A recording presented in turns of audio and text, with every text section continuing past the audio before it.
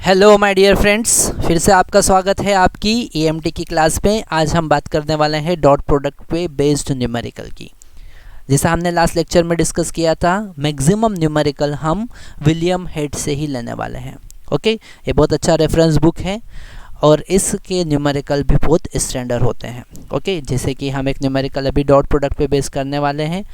Question है हमारे पास, इसका एग्जाम्पल 1.2 हम देख रहे हैं। इन जो डॉट प्रोडक्ट का कॉन्सेप्ट है उसको समझने के लिए हमने एक वेक्टर कंसिडर किया g। ओके, वेक्टर हमारे पास में है g वेक्टर। g वेक्टर क्या है? g वेक्टर है y ax cap minus 2.5 x ay cap plus 3az। Okay, और एक पॉइंट है q, पॉइंट है हमारे पास q 4,5,2। मतलब x का वैल्यू है 4, y का वैल्यू है 5 और z का वैल्यू है 2। हमको फाइंड करना है सबसे पहले g एट q। तो हम फाइंड करेंगे g का वैल्यू q पर।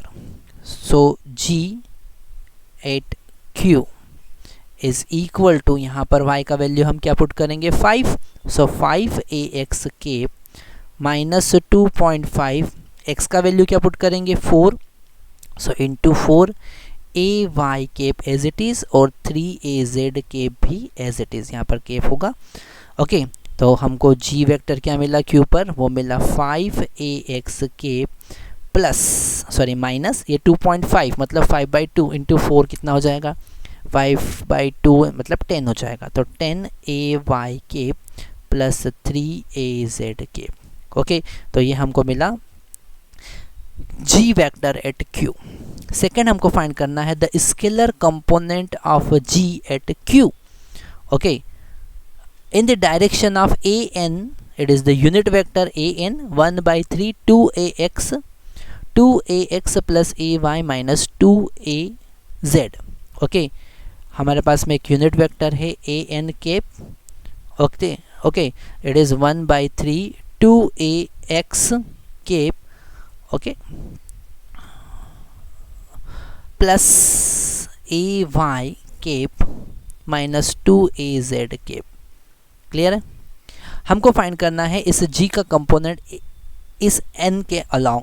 मतलब कि हमको डॉट प्रोडक्ट करना है दोनों का, सिंपल मतलब फाइंड करना है projection of g along n।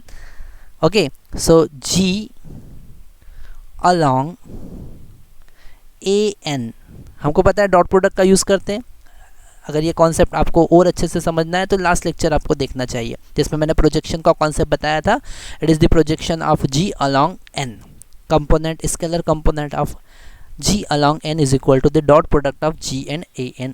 यहाँ पर हमें यूनिट वेक्टर ही लेना है, ध्यान से समझना है इस बात को। So 5ax cap plus minus 10ay cap plus 3az cap dot dot नीचे लिख देते हैं हम 1/3 2ax cap plus ay cap minus 2az cap.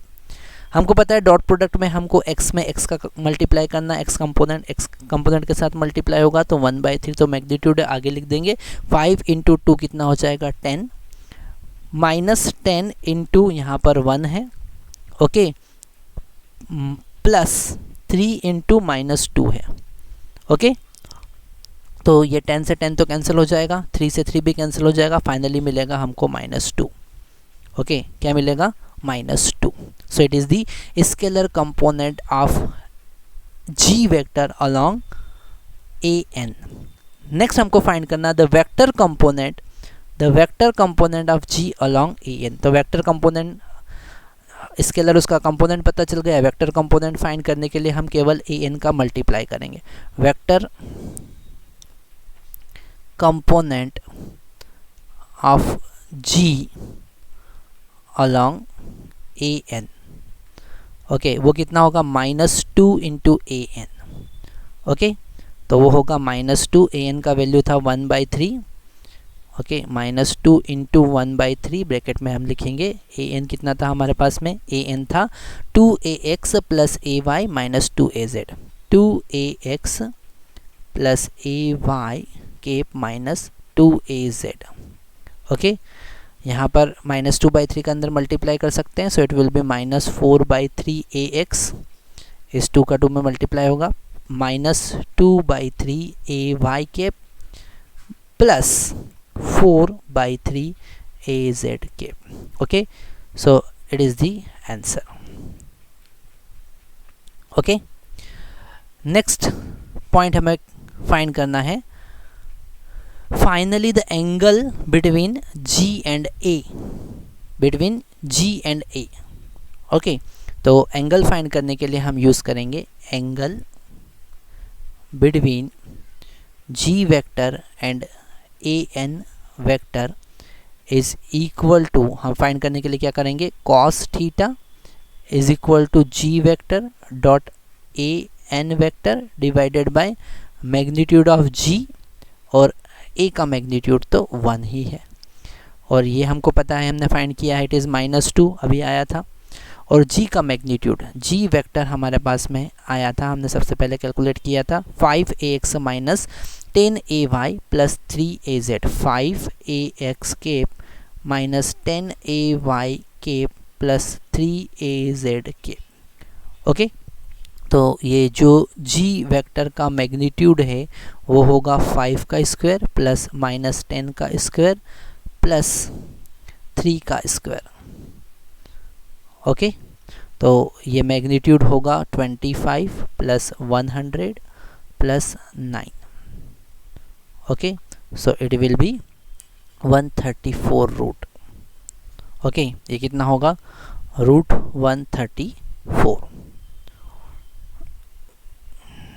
Okay, यहाँ पर पुट करेंगे तो हमको cos थीटा मिलेगा,